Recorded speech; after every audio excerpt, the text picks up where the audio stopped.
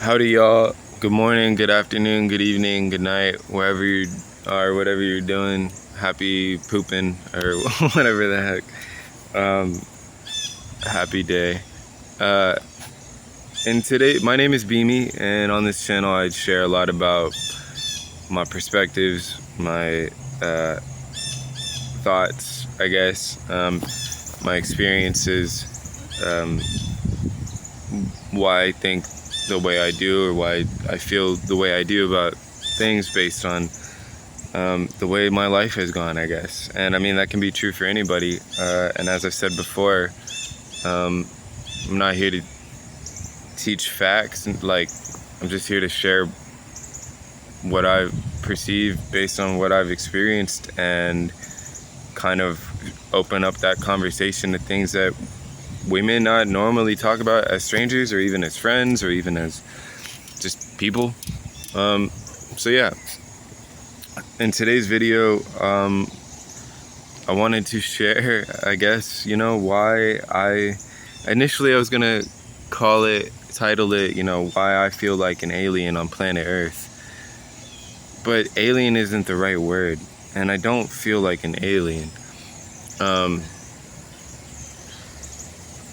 Alien makes it seem like I feel foreign, and I don't feel foreign to planet Earth. I feel foreign to the system, to the current state of planet Earth. So I feel like I'm describing like why I feel like a prehistoric human being on planet Earth today.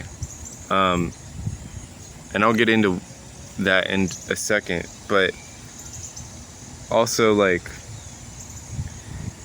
I just I think that there's times where I would describe it as a ghost, but ghost doesn't feel like the right word either. I feel like a ghost, but I know I'm alive. So and I know that other people know that I'm alive. But there's an element that feels like a ghost to me, and I guess I can get into that later too. But basically, my whole life, I've struggled to take part or participate or exist in certain aspects that are like really normal about our everyday lives in this society. For example, like school, I guess.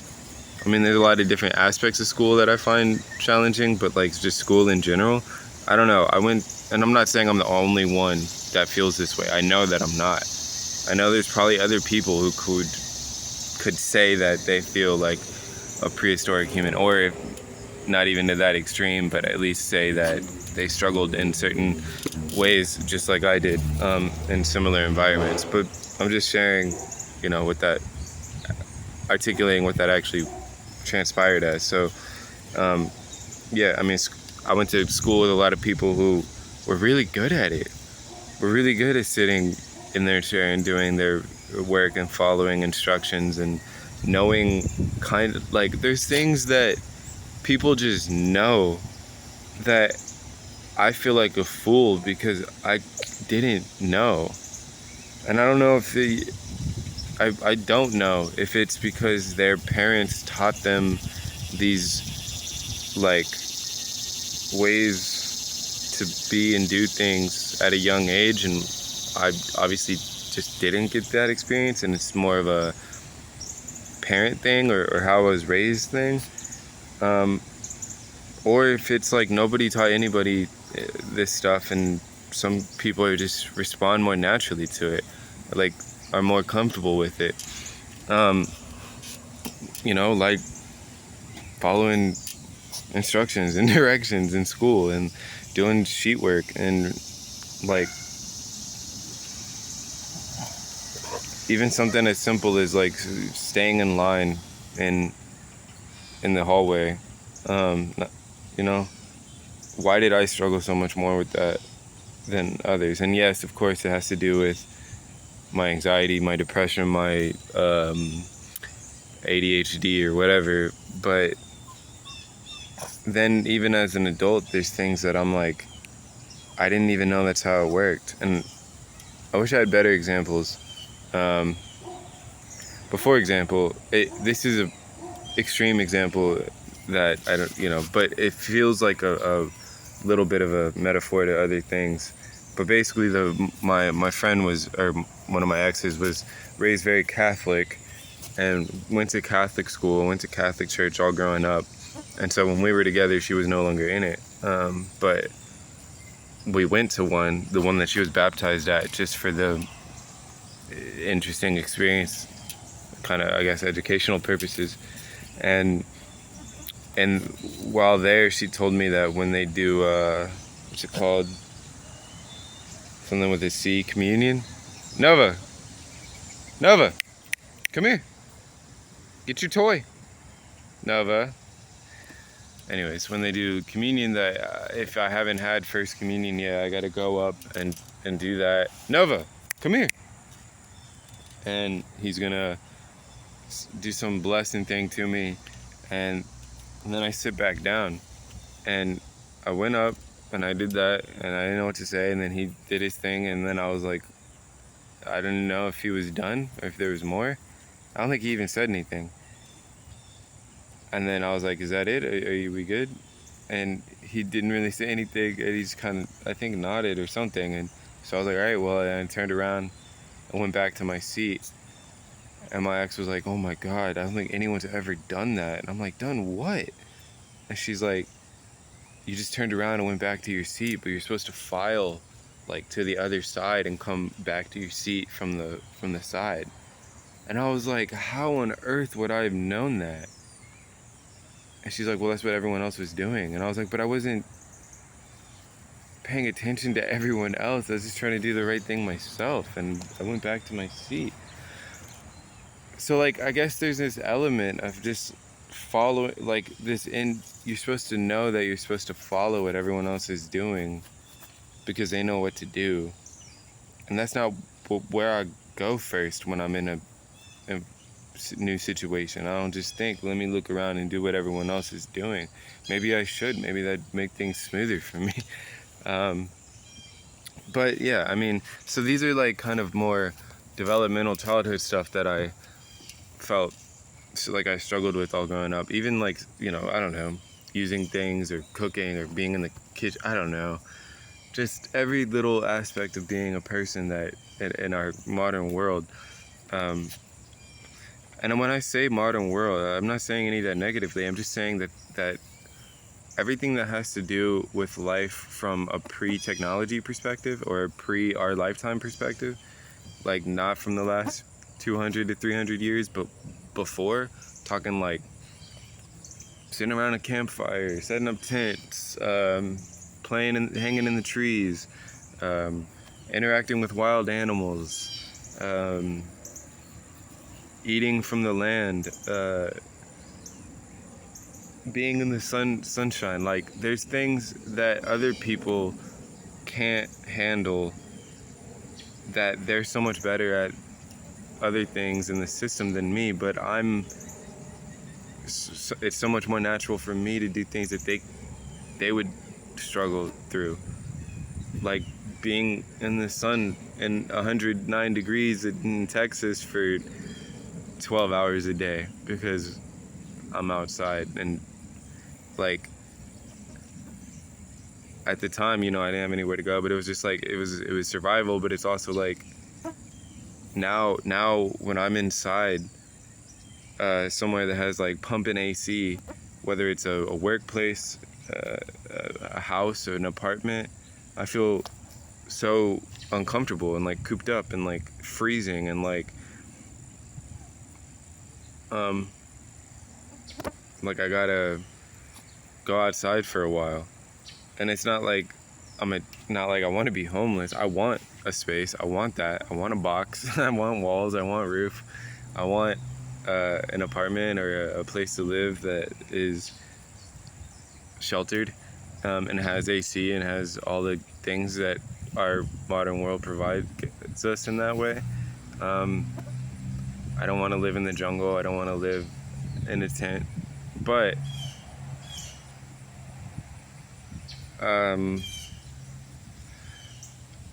I also can't spend like 2 days straight sitting on the couch watching Netflix, or sitting on the couch working on my computer, or like there's hours of the day that I need to be outside. Not preferably not 12, but like 2.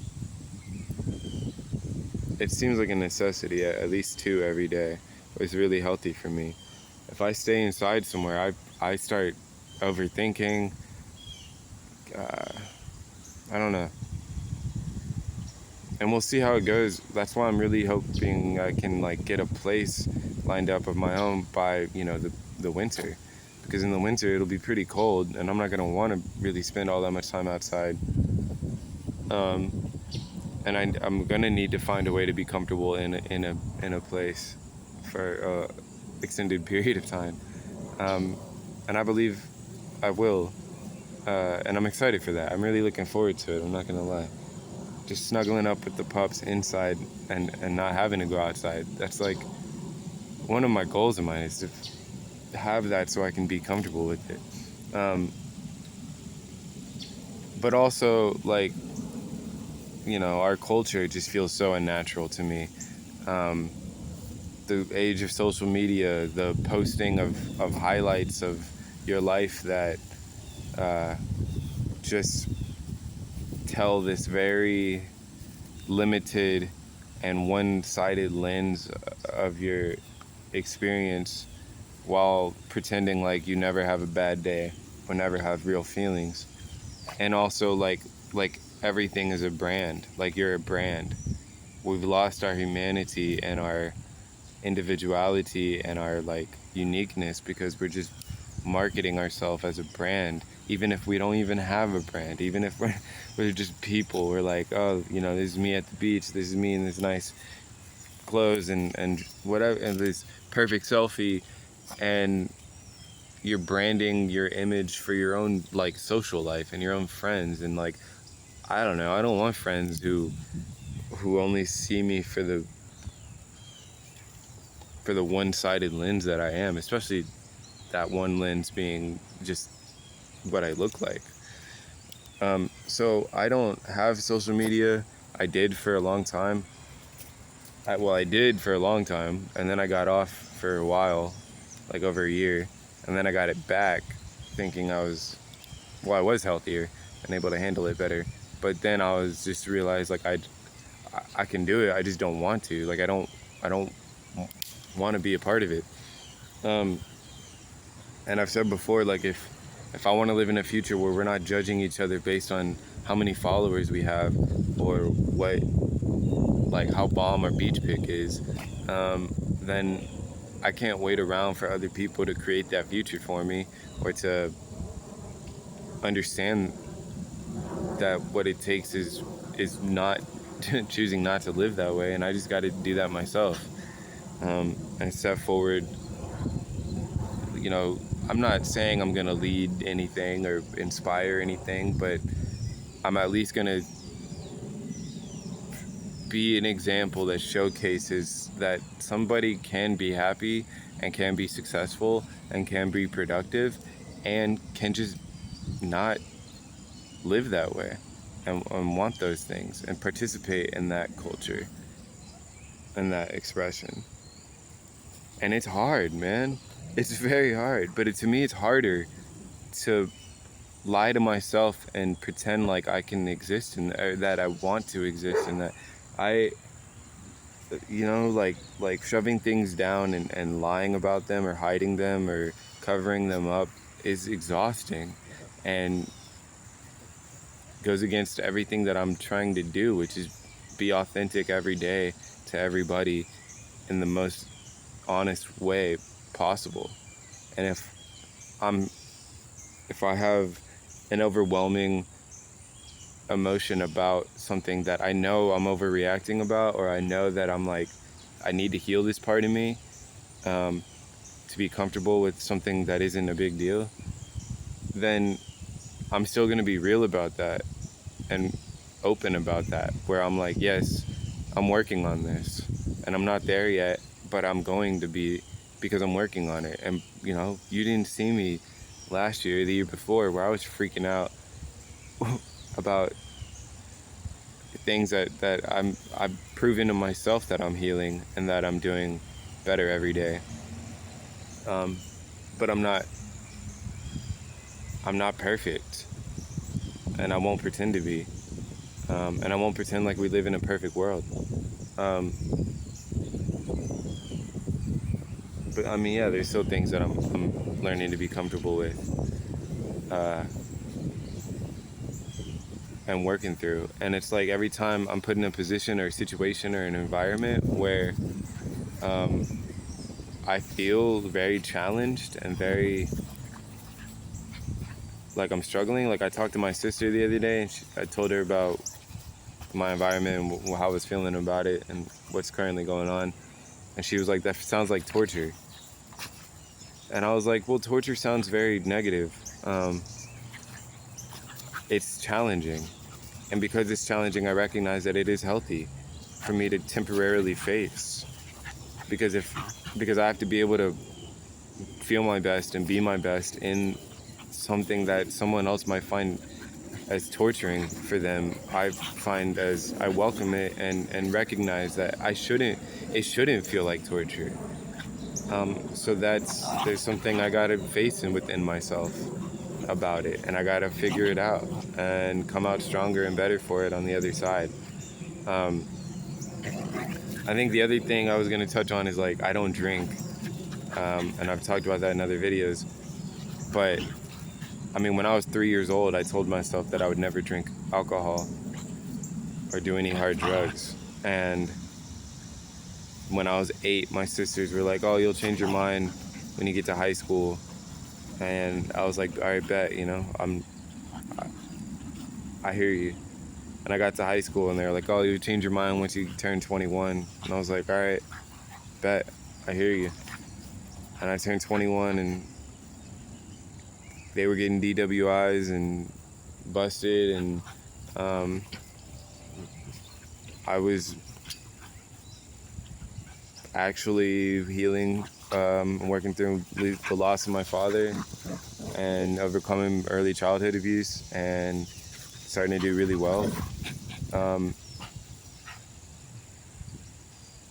And like I've kept that promise to myself. It wasn't a promise to my sisters. It wasn't a promise to my dad. It wasn't a promise to my mom. It wasn't a promise to my cousins, to anybody. It was a promise to myself that I would never drink. And now I'm 29. I went through all my years of high school, all my, college duration, all my early to mid 20s. Now I'm about to be 30, and I've never drank. And like at this point, it's a no-brainer. Like, why the heck would I? I made it this far, and like I obviously don't need it. But other people can do whatever they want. I used to be somebody that didn't drink, and just the smell of alcohol made me nauseous and have like almost a panic attack. I don't feel like that at all anymore. I'm around alcohol all the time. It's so freaking prominent in our world and in our culture that of course I am. We all are. But I don't feel anything about it anymore. Like, I think the only thing I feel about it is that I feel like other people don't accept me because I don't drink. And they think that they took that as judgment, so they're projecting that from themselves, or they just take it as I'm not fun and they don't want to be around me. Which there's elements I understand about that too, but it's a shame. And so I feel like I accidentally come across as this like closed-minded, judgmental, hateful person that thinks I'm better than everyone else because I just choose different things that majority of the population isn't choosing.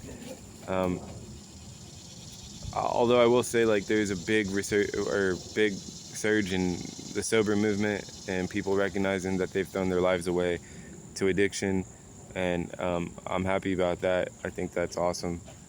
So there seems to be less people that only see drinking as the way to exist or have fun. There's a group in town called Adult Recess, and they're going and like playing Uno like it's Friday, like just as adults, or they go to like a playground and swing and stuff. And I think that's really cool. I mean, it sounds lame to everybody who's out there partying right now, but you get, I don't know, you have so many nights of burying your emotions into drugs that you eventually like realize or feel, or like, I gotta do something different. And you try something different, you realize like the stuff you thought was fun as a kid is actually really fun. It's still fun. You just like convinced yourself it wasn't because of what the rest of society tells you, or whatever, your parents or whatever. Like, it's fun to swing, it's fun to hike, it's fun to climb a tree, it's fun to jam out and listen to music and watch the clouds go by, or something. There's something out there that's fun for you. That still is and always has been and always will be, and has nothing to do with substances. Anyways, there's just this element of me that feels like I come from a time, like I'm like a Neanderthal or something. Like I'm intelligent, and I've always been really good at technology, at computers. You know, that is I guess the one strange thing that I've always been good at naturally. I've had this natural ability to be really good with computers and technology, and I was good at social media. I just didn't like it, you know? And I'm naturally good at all that. I help other people navigate all that, but I also like choose to live without it as much as possible. I would prefer not to have a phone, and I'd love to figure out life circumstances in the future that puts me in a position where I don't have to have a phone. But we'll see. I mean, I use it as a tool as best I can. I try to utilize it, all the technology and the developments that we have in today's world, as a tool, and maximize it and be grateful for it. But I miss the old way of things. Old way, but also with a higher perspective. I mean, like I said about my song Tarzan, like I believe that our human potential and our technology is much higher if we're connecting on a soul level to the tree right there, the grass right here.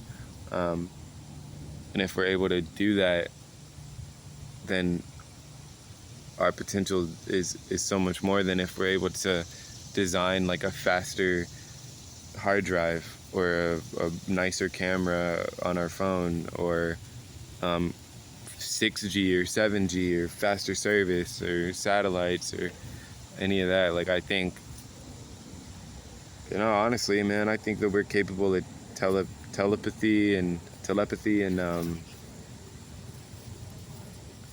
sending energy to somebody and them receiving it, and learning the memories or thoughts of a animal or a tree.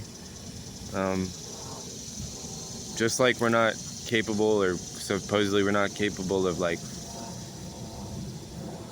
streamlining flying cars, like we always joke about. We're also not capable of,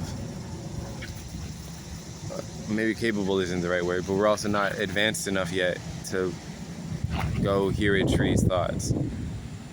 But we are capable of both of those things, and I think we can achieve both of those things. But it's like, what would you rather have? A flying car, and to keep relying on things outside of yourself, or to like follow in the model of our ancestors and those who came before, and take their knowledge and wisdom to a whole nother stage, to where we don't even need flying cars because we fly, or whatever. And I know that sounds outlandish to a lot of people and like a fantasy, Um, but when you think about the quantum realm and our relationship to it and the power of our energetic bodies and minds and hearts and souls, and how everything that we can't see with our eyes, but that is constantly interacting with everything else around us, I think that's the true science and nature that we're unfolding. It is unfolding, and we're uncovering again. Anyways, there's a lot of different thoughts in this video. I went a lot of different directions with it. I hope that makes sense. What I mean by like prehistoric, I also mean like futuristic at the same time, I think. But I think in order for our future to be our best, we need to understand our history in an accurate way as well. The last thing I'll say is, like, people look at our human experience from a very short time span, like the last 300 years or the last 500 years of, oh, how far we've come, and they think of our life as only like just a process of building houses and buildings and infrastructure and roads, and that being development in our life experience. But we've existed for hundreds of thousands of years before the last 300 years, and that history is much longer, much more wide-ranging and interesting and relevant to our entire existence of the human species than strictly the last 300 years.